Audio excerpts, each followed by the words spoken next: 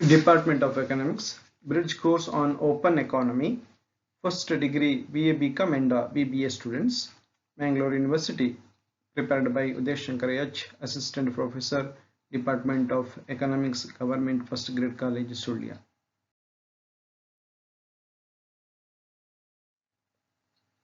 ಆತ್ಮೀಯ ವಿದ್ಯಾರ್ಥಿ ಸ್ನೇಹಿತರೆ, ನಾವು ಈ ದಿನ ಓಪನ್ ಎಕಾನಮಿ ಎನ್ನುವ ವಿಷಯದ ಬಗ್ಗೆ ಒಂದಷ್ಟು ವಿಷಯಗಳ ಬಗ್ಗೆ ಚರ್ಚಿಸೋಣ.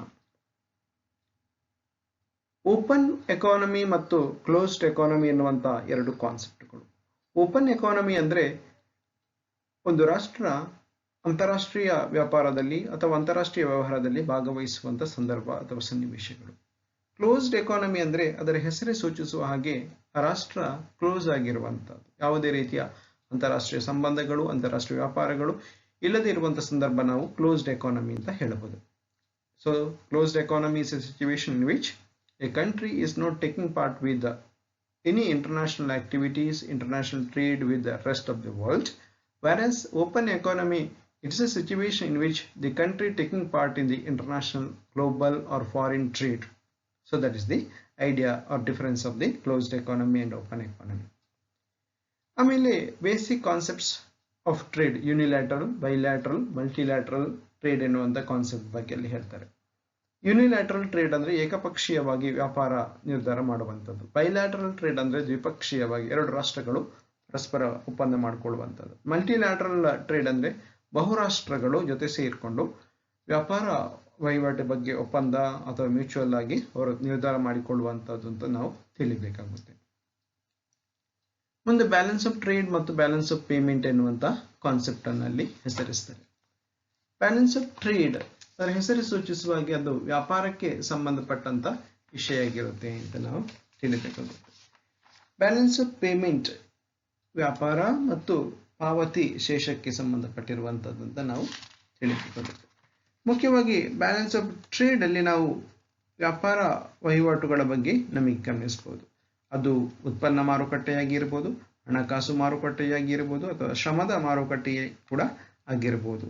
ಅಲ್ಲಿ ಸಾಮಾನ್ಯವಾಗಿ ವ್ಯಾಪಾರ ವಹಿವಾಟು ಆಗುವ ಸಂದರ್ಭದಲ್ಲಿ ಇದು ಸಹಜವಾಗಿ ಆಗುವಂಥದ್ದು ಅಂತ ನಾವು ತಿಳಿಬೇಕಾಗುತ್ತೆ.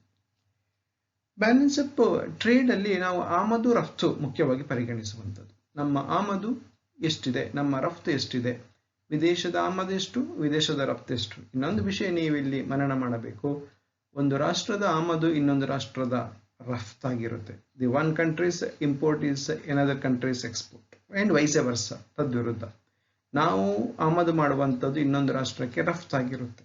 ಅಂದ್ರೆ ಒಬ್ಬನ ಆದಾಯ ಇನ್ನೊಬ್ಬನ ಖರ್ಚು, ಇನ್ನೊಬ್ಬನ ಖರ್ಚು ಮತ್ತೊಬ್ಬನ ಆದಾಯ, ಅದೇ ಲಾಜಿಕ್ ಇಲ್ಲಿ ಕೂಡ ಅಪ್ಲೈ ಆಗುವಂಥದ್ದು ಅಂತ ನೀವು ತಿಳಿಬೇಕಾಗುತ್ತೆ.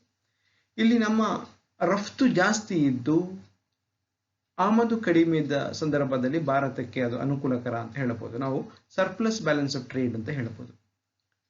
ಅದೇ ಸಂದರ್ಭದಲ್ಲಿ ರಫ್ತು ಕಡಿಮೆ ಇದ್ದು ಆಮದು ಜಾಸ್ತಿ ಇದ್ರೆ ಡೆಫಿಸಿಟ್ ಬ್ಯಾಲೆನ್ಸ್ ಆಫ್ ಟ್ರೇಡ್ ಅಂತ ನಾವು ಹೇಳ್ಬೋದು.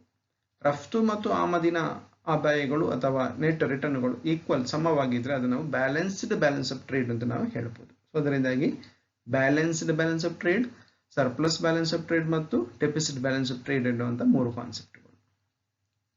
ಮುಂದೆ ಬ್ಯಾಲೆನ್ಸ್ ಆಫ್ ಪೇಮೆಂಟ್ಗೆ ಸಂಬಂಧಪಟ್ಟು ಹೇಳುವುದಾದ್ರೆ, ಒಂದು ನಿರ್ದಿಷ್ಟ ಸಮಯದಲ್ಲಿ ವಿಶೇಷವಾಗಿ ಒಂದು ವರ್ಷದಲ್ಲಿ ಒಂದು ದೇಶವಾಸಿಗಳು ಇಡೀ ಜಗತ್ತಿನ ಇತರ ರಾಷ್ಟ್ರಗಳೊಂದಿಗೆ ನಡೆಸಿದ ಸರಕು ಸೇವೆಗಳು ಮತ್ತು ಆಸ್ತಿಗಳ ವ್ಯವಹಾರಗಳ ದಾಖಲೆಯನ್ನು ಸಂದಾಯ ಬಾಕಿ ಅಥವಾ ಬ್ಯಾಲೆನ್ಸ್ ಆಫ್ ಪೇಮೆಂಟ್ ಅಂತ ನಾವು ಕರಿಬಹುದು.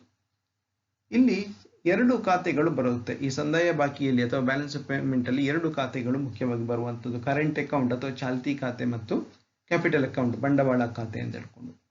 ಚಾಲ್ತಿ ಖಾತೆಯಲ್ಲಿ ಬರುವಂತದ್ದು ಮುಖ್ಯವಾಗಿ ಐಡಿಯಾಸ್. ಚಾಲ್ತಿ ಖಾತೆಯಲ್ಲಿ ಸರಕು ಮತ್ತು ಸೇವೆಗಳ ವ್ಯಾಪಾರದ ಮತ್ತು ವರ್ಗಾವಣೆಗಳ ಪಾವತಿಗಳ ವ್ಯವಹಾರ ದಾಖಲೆಯಾಗಿದೆ. ಇಲ್ಲಿ ಸರಕು ವ್ಯಾಪಾರ, ಸೇವೆಗಳ ವ್ಯಾಪಾರ, ವರ್ಗಾವಣಾ ಪಾವತಿಗಳು ಮುಖ್ಯವಾಗಿ ಬರುವಂತಹದ್ದು. ಸರಕು ವ್ಯಾಪಾರದಲ್ಲಿ ಸರಕು ರಫ್ತುಗಳು, ಸರಕು ಆಮದುಗಳು ಬರುವಂತಹದ್ದಾದ್ರೆ, ಸೇವೆಗಳ ವ್ಯಾಪಾರದಲ್ಲಿ ನಿವ್ವಳ ಉತ್ಪಾದನಾಂಗ ಆದಾಯ, ಅದರಲ್ಲಿ ಮುಖ್ಯವಾಗಿ ನೌಕರರ ಪರಿಹಾರದಿಂದ ಬರುವ ನಿವ್ವಳ ಆದಾಯ ಮತ್ತು ನಿವ್ವಳ ಹೂಡಿಕೆ ಆದಾಯ ಬರುತ್ತೆ. ಇನ್ನು ನಿವ್ವಳ ಉತ್ಪಾದನೇತರ ಆದಾಯದಲ್ಲಿ ಮುಖ್ಯವಾಗಿ ಬ್ಯಾಂಕಿಂಗ್, ವಿಮೆ, ಪ್ರವಾಸೋದ್ಯಮ, ಸಾಫ್ಟ್ವೇರ್, ನೌಕಾ ಸೇವೆಗಳು ಅಲ್ಲಿ ಅದರಿಂದ ಬರುವಂತಹ ಅಮೌಂಟ್ಗಳು ವಿಷಯ ಬರುವಂತಹದ್ದು. ವರ್ಗಾವಣಾ ಪಾವತಿಗಳಲ್ಲಿ ಮುಖ್ಯವಾಗಿ ಉಡುಗೊರೆಗಳು ಅಥವಾ ಗ್ರಾಂಟ್ಸ್ ಇನ್ ಏಡ್ ಅಂತ ನಾವು ಕರೆಯುವಂತಹದ್ದು, ಪಾವತಿಗಳು ಅಥವಾ ಅನುದಾನಗಳು ಅಲ್ಲಿ ಒಳಗೊಂಡಿರುತ್ತೆ ಅಂತ ತಿಳಿಬೇಕಾಗುತ್ತೆ. ಮುಂದೆ ಬಂಡವಾಳ ಖಾತೆ ಅಥವಾ ಕ್ಯಾಪಿಟಲ್ ಅಕೌಂಟ್ ಅಲ್ಲಿ ಬರುವಂತಹದ್ದು ಮುಖ್ಯವಾಗಿ ಐಡಿಯಾಸ್. ಬಂಡವಾಳ ಖಾತೆಯು ಆಸ್ತಿಗಳ ಎಲ್ಲ ಅಂತಾರಾಷ್ಟ್ರೀಯ ವ್ಯವಹಾರಗಳನ್ನು ದಾಖಲಿಸುತ್ತದೆ. ಸಂಪತ್ತನ್ನು ಸಂಗ್ರಹಿಸಬಹುದಾದ ಯಾವುದೇ ಒಂದು ರೂಪವು ಆಸ್ತಿಯಾಗಿದೆ. ಉದಾಹರಣೆಗೆ ಹಣ ಆಗಿರ್ಬೋದು, ಸ್ಟಾಕುಗಳು, ಬಾಂಡುಗಳು, ಸರಕಾರಿ ಸಾಲಗಳು ಆಸ್ತಿಗಳ ಖರೀದಿಯ ಬಂಡವಾಳದ ಖಾತೆಯ ವೆಚ್ಚದಲ್ಲಿ ಬಾಬ್ತಿನಲ್ಲಿ ಬರುತ್ತೆ ಅಂತ ತಿಳಿಬೇಕಾಗುತ್ತೆ.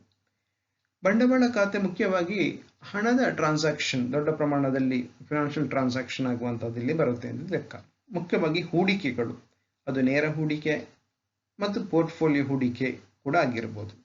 ನೇರ ಹೂಡಿಕೆಯಲ್ಲಿ ಮುಖ್ಯವಾಗಿ FDI, foreign direct investment, equity ಆಗಿರ್ಬೋದು, ಇಕ್ವಿಟಿ ಬಂಡವಾಳ, ಪುನರ್ ಹೂಡಿಕೆಗಳ ಗಳಿಕೆಗಳು ಮತ್ತು ಇತರ ನೇರ ಬಂಡವಾಳದ ಹರಿವಲ್ಲಿ ಬರುವಂತಹದ್ದು. ಪೋರ್ಟ್ಫೋಲಿಯೋ ಖಾತೆ ಹೂಡಿಕೆಯಲ್ಲಿ FII, ಫಾರಿನ್ ಇನ್ಸ್ಟಿಟ್ಯೂಷನಲ್ ಇನ್ವೆಸ್ಟ್ಮೆಂಟ್, ಸಾಗರೋತ್ತರ ನಿಧಿಗಳು ಮುಖ್ಯವಾಗಿ ಬರುತ್ತೆ. ಇಲ್ಲಿ ಪೋರ್ಟ್ಫೋಲಿಯೋ ಇನ್ವೆಸ್ಟ್ಮೆಂಟ್ಗಳು ಮುಖ್ಯವಾಗಿ ಷೇರು ಮಾರುಕಟ್ಟೆಗಳಲ್ಲಿ ಹೂಡಿಕೆ ಮಾಡೋದಾದ್ರೆ, ನೇರ ಹೂಡಿಕೆ ನೇರವಾಗಿ ಹೂಡಿಕೆ ಮಾಡುವಂತಹದ್ದು ಅಂತ ನೀವು ತಿಳಿಬೇಕಾಗುತ್ತೆ. ಹಾಗೆಯೇ ಈ ಬಂಡವಾಳ ಖಾತೆಯಲ್ಲಿ ಬರುವಂತಹ ಇತರ ವಿಷಯಗಳು ಮುಖ್ಯವಾಗಿ ಬಾಹ್ಯ ಸಾಲಗಳು, ಹೊರಗಿಂದ ಮಾಡುವಂತಹ ಸಾಲಗಳು, ಅದು ಬಾಹ್ಯ ವಾಣಿಜ್ಯ ಸಾಲಗಳು, ಅಲ್ಪಾವಧಿ ಸಾಲಗಳು ಅಥವಾ ವಾಣಿಜ್ಯ ಸಾಲಗಳು ಕೂಡ ಆಗಿರಬಹುದು. ವಿದೇಶಗಳಿಂದ ಪಡ್ಕೊಳ್ಳುವಂತಹ IMF, IBRD ಆಗಿರಬಹುದು, ಬ್ರಿಕ್ಸ್ ಬ್ಯಾಂಕ್ ಅಥವಾ ನ್ಯೂ ಡೆವಲಪ್ಮೆಂಟ್ ಬ್ಯಾಂಕ್ ಅಂತ ನಾವೇನು ಕರಿತೇವೆ ಅದರಿಂದ ಪಡ್ಕೊಳ್ಳುವಂಥದ್ದು, ADB, ಏಷ್ಯನ್ ಡೆವಲಪ್ಮೆಂಟ್ ಬ್ಯಾಂಕ್ ಇಂದ ಪಡ್ಕೊಳ್ಳುವಂಥದ್ದು, ಇಂಟರ್ನ್ಯಾಷನಲ್ ಮಾನಿಟರಿ ಫಂಡ್ ಇಂದ ಪಡ್ಕೊಳ್ಳುವಂಥದ್ದು, international bank for reconstruction and development ಅದರಿಂದ, ಅಥವಾ ವರ್ಲ್ಡ್ ಬ್ಯಾಂಕ್ ಅಂತ ಕರಿತೇವೆ ಅದರಿಂದ ಪಡ್ಕೊಳ್ಳುವಂಥದ್ದು. ಇದು ಬಾಹ್ಯ ಸಾಲದ ವಿಷಯದಲ್ಲಿ ಬರುತ್ತೆ. ಬಾಹ್ಯ ನೆರವು, ಸರ್ಕಾರದ ಅನುದಾನ, ಅಂತರ್ ಸರ್ಕಾರಿ ಅಥವಾ ಬಹುಪಕ್ಷೀಯ ಅಥವಾ ದ್ವಿಪಕ್ಷೀಯ ಅನುದಾನವನ್ನು ನಮಗಿಲ್ಲಿ ಹೆಸರಿಸಬಹುದು ಅಂತ ತಿಳಿಬೇಕಾಗುತ್ತೆ. ಮುಂದೆ ಇದರ ಟೈಪ್ಸಿಗೆ ನಾವು ಬರೋದಾದ್ರೆ, ಇಲ್ಲಿ ಕೂಡ ಬ್ಯಾಲೆನ್ಸ್ ಆಫ್ ಟ್ರೇಡ್ ತರ 3 ವಿಧಗಳಿವೆ. Balanced balance of payment, surplus balance of payment ಮತ್ತು ಡೆಫಿಸಿಟ್ ಬ್ಯಾಲೆನ್ಸ್ ಆಫ್ ಪೇಮೆಂಟ್. ಸರಳವಾಗಿದೆ. ಕ್ರೆಡಿಟ್ ಸೈಡ್ ಮತ್ತು ಡೆಬಿಟ್ ಸೈಡ್ ಅಂತ ನಾವು ಇಲ್ಲಿ ವಿಂಗಡಣೆ ಮಾಡುತ್ತೇವೆ. ಯಾವೆಲ್ಲ ಹಣಗಳು ಬ್ಯಾಲೆನ್ಸ್ ಆಫ್ ಪೇಮೆಂಟಿಗೆ ಮುಖಾಂತರ ನಮ್ಮ ರಾಷ್ಟ್ರಕ್ಕೆ ಬರುತ್ತೋ ಅದನ್ನು ನಾವು ಬ್ಯಾಲೆನ್ಸ್ ಆಫ್ ಪೇಮೆಂಟಿನ ಕ್ರೆಡಿಟ್ ಸೈಡ್ ಅಲ್ಲಿ ಎಂಟ್ರಿ ಮಾಡುವಂತಹದ್ದು. ನಮ್ಮ ರಾಷ್ಟ್ರದಿಂದ ಹೊರ ಹೋಗುವಂತಹದ್ದು ಔಟ್ ಫ್ಲೋ ಮನಿ ಅಂತ ಕರಿತೇವೆ, ಅದನ್ನು ನಾವು ಡೆಬಿಟ್ ಸೈಡ್ ಅಲ್ಲಿ ಎಂಟ್ರಿ ಮಾಡ್ತೇವೆ. ಸೊ ನಮ್ಮ ರಾಷ್ಟ್ರಕ್ಕೆ ಬರುವ ಹಣ ಕ್ರೆಡಿಟ್ ಸೈಡ್ ಅಲ್ಲಿ ಎಂಟ್ರಿ ಮಾಡಿದರೆ, ನಮ್ಮ ರಾಷ್ಟ್ರದಿಂದ ಹೊರ ಹೋಗುವ ಹಣ ಡೆಬಿಟ್ ಸೈಡ್ ಅಲ್ಲಿ. ಇಲ್ಲಿ ಕ್ರೆಡಿಟ್ ಸೈಡ್ ನ ಹಣವು ಡೆಬಿಟ್ ಸೈಡ್ ನ ಹಣವು ಸಮವಾದ್ರೆ ಬ್ಯಾಲೆನ್ಸ್ಡ್ ಬ್ಯಾಲೆನ್ಸ್ ಆಫ್ ಪೇಮೆಂಟ್ ಆಗಿರುತ್ತೆ. ನಮ್ಮ ಕ್ರೆಡಿಟ್ ಸೈಡ್ ನ ಹಣ ಜಾಸ್ತಿ ಇದ್ದು ಡೆಬಿಟ್ ಸೈಡ್ ಇಂದ ಹಣ ಕಡಿಮೆ ಅಂದ್ರೆ ಭಾರತದ ಒಳಗಡೆ ಬಂದ ಹಣ ಜಾಸ್ತಿ ಇದ್ದು ಭಾರತದಿಂದ ಹೊರ ಹೋಗುವಂತ ಹಣ ಕಡಿಮೆ ಇದ್ದಾವಾಗ ಸರ್ಪ್ಲಸ್ ಬ್ಯಾಲೆನ್ಸ್ ಆಫ್ ಪೇಮೆಂಟ್ ಆಗಿರುತ್ತೆ. ಭಾರತದಿಂದ ಹೊರ ಹೋದ ಹಣ ಜಾಸ್ತಿ ಇದ್ದು ಒಳಗಡೆ ಬಂದಿರುವಂತದ್ದು ಕಡಿಮೆ ಆಗಿದ್ರೆ ಡೆಫಿಸಿಟ್ ಬ್ಯಾಲೆನ್ಸ್ ಆಫ್ ಪೇಮೆಂಟ್ ಅಂತ ನಾವು ಗಮನಿಸಬೇಕಾಗುತ್ತೆ. ಇಲ್ಲಿ ಮುಖ್ಯವಾಗಿ 2 ಅಕೌಂಟ್ಗಳಲ್ಲಿ ಆಮದು ರಫ್ತುಗಳನ್ನು ನಾವು ಪರಿಗಣಿಸುವಂಥದ್ದು, ಬಂಡವಾಳ, ವಿದೇಶಿ ನೇರ ಹೂಡಿಕೆ, ಬಾಹ್ಯ ಸಾಲ, ಅಲ್ಪಾವಧಿ, ಆ ವಿಷಯಗಳನ್ನು ನಾವಿಲ್ಲಿ ಪರಿಗಣಿಸ್ತೇವೆ ಅಂತ ತಿಳಿಬೇಕಾಗುತ್ತೆ.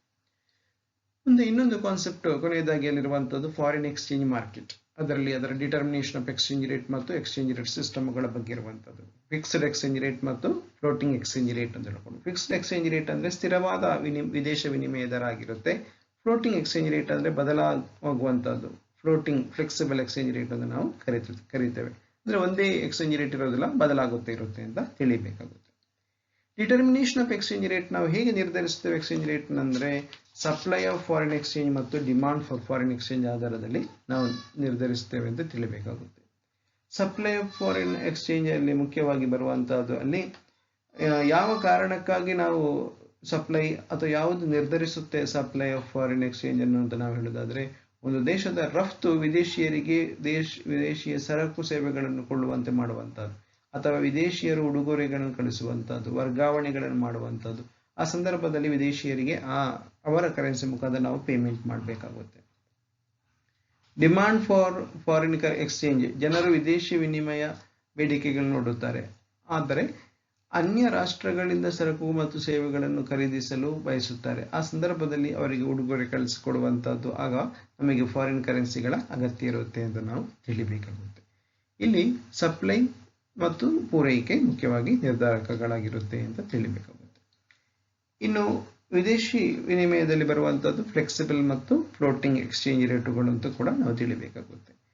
ಹಾಗೆಯೇ ಇಲ್ಲಿ ಡಿವ್ಯಾಲ್ಯೂಷನ್ ಮತ್ತು ರಿವ್ಯಾಲ್ಯೂಷನ್ ಎನ್ನುವಂಥ ಕಾನ್ಸೆಪ್ಟುಗಳು, ನಮ್ಮ ಭಾರತದ ರೂಪಾಯಿ ಇನ್ನೊಂದು ವಿದೇಶದ ಕರೆನ್ಸಿಗೆ ತುಲನೆ ಮಾಡಿದಾಗ ಯಾವ ರೀತಿ ಇರುತ್ತೆ ಎಂದು ನಾವು ನಿರ್ಧರಿಸಿ ಹೇಳುವಂಥ ವಿಷಯ ಇಲ್ಲಿ ಬರುತ್ತೆ. ಅಂದರೆ ಒಂದು ಕರೆನ್ಸಿಯ ಬೆಲೆಯನ್ನು ಇನ್ನೊಂದು ಕರೆನ್ಸಿಯ ರೂಪದಲ್ಲಿ ವ್ಯಕ್ತಪಡಿಸುವುದಕ್ಕೆ ವಿದೇಶ ವಿನಿಮಯ ದರ ಅಂತ ನಾವು ಕರಿತೇವೆ, ಅಥವಾ ಫಾರೆಕ್ಸ್ ರೇಟ್ ಅಂತ ಇದನ್ನು ನಾವು ಕರೆಯುವಂತಹದ್ದು. ಇದು ವಿವಿಧ ರಾಷ್ಟ್ರಗಳ ಕರೆನ್ಸಿಯನ್ನು ಜೋಡಿಸುತ್ತದೆ, ಒಟ್ಟುಗೂಡಿಸುತ್ತದೆ ಅಂತ ನಾವು ತಿಳಿಬೇಕಾಗುತ್ತೆ. ಭಾರತದ 100 ರೂಪಾಯಿ ಅಮೆರಿಕದ ಎಷ್ಟು ಡಾಲರಿಗೆ ಸಮ, ಅಥವಾ ಅಮೆರಿಕದ $1 ನಮ್ಮ ಎಷ್ಟು ರೂಪಾಯಿ ಸಮ, ಈಕ್ವಲ್ ಅಂತ ನಾವು ತಿಳಿಯುವಂಥದ್ದು ಇಲ್ಲಿರುವ ವಿಷಯ. ಉದಾಹರಣೆಗೆ ಭಾರತದ 100 ರೂಪಾಯಿ ಈಕ್ವಲ್ ಟು ಅಮೆರಿಕದ $1 ಇವತ್ತಿನ ಸಂದರ್ಭ ಆದರೆ, ನಾಳೆಯ ದಿನ ಭಾರತದ ಅಮೆರಿಕದ $1 ಅಂದರೆ ಭಾರತದ 150 ರೂಪಾಯಿ ಆಯಿತು ಅಂತ ಆದರೆ ಅದರ ಸನ್ನಿವೇಶ ಒಂದಾಗಿರುತ್ತೆ. ಅಥವಾ ಅಮೆರಿಕದ $1 ಈಕ್ವಲ್ ಟು ಭಾರತದ 50 ರೂಪಾಯಿ ಆದರೆ ಅದರ ಸನ್ನಿವೇಶ ಇನ್ನೊಂದಾಗಿರುತ್ತೆ. ಸೊ ಭಾರತದ 100 ರೂಪಾಯಿ ಈಕ್ವಲ್ ಟು ಅಮೆರಿಕದ $1 ಒಂದು ದಿನ ಇದ್ದು, ಇನ್ನೊಂದು ದಿನ ಅಮೆರಿಕದ $1 ಈಕ್ವಲ್ ಟು ಭಾರತದ 150 ರೂಪಾಯಿ ಅಂದರೆ ಇಂಡಿಯಾದ ಕರೆನ್ಸಿಯ ವ್ಯಾಲ್ಯೂ ಕಡಿಮೆ ಆಯಿತು. ಅದನ್ನು ನಾವು ಡಿವ್ಯಾಲ್ಯೂಷನ್ ಆಫ್ ಅವರ್ ಕರೆನ್ಸಿ ಅಂತ ನಾವು ಕರಿತೇವೆ.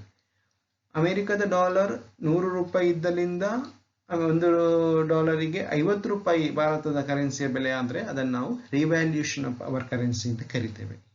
ಈ ಸೂಕ್ಷ್ಮತೆಯನ್ನು ನೀವು ಗಮನಿಸಬೇಕಾಗುತ್ತೆ. Revaluation and devaluation of our currency ಇದು ಕೂಡ ಬಹಳ ಮುಖ್ಯವಾಗಿರುವಂಥದ್ದು. ಹಾಗೆಯೇ ಹಣದ ವಿಷಯಕ್ಕೆ ಸಂಬಂಧಪಟ್ಟ ಹೇಳುವುದಾದರೆ, ಇನ್ಫ್ಲೇಷನ್ ಮತ್ತು ಡಿಫ್ಲೇಷನ್ ಎನ್ನುವಂಥದ್ದು ಹಣದಲ್ಲಿ ಭಾರತದ ಒಳಗಡೆ ಅಥವಾ ದೇಶದ ಒಳಗಡೆ ಆಗುವಂಥ ಆರ್ಥಿಕ ಪರಿಸ್ಥಿತಿಗಳಾಗಿದ್ದರೆ, ಡಿವ್ಯಾಲ್ಯೂಷನ್ ಮತ್ತು ರಿವ್ಯಾಲ್ಯೂಷನ್ ಎನ್ನುವಂಥದ್ದು ಹಣದ ಪರಿಸ್ಥಿತಿ, ಆದರೆ ಅಂತಾರಾಷ್ಟ್ರೀಯ ಮಟ್ಟದಲ್ಲಿ ಆಗುವಂಥದ್ದು ಅಂತ ಕೂಡ ನಿಮಗೆ ಗೊತ್ತಿರಬೇಕಾಗುತ್ತೆ.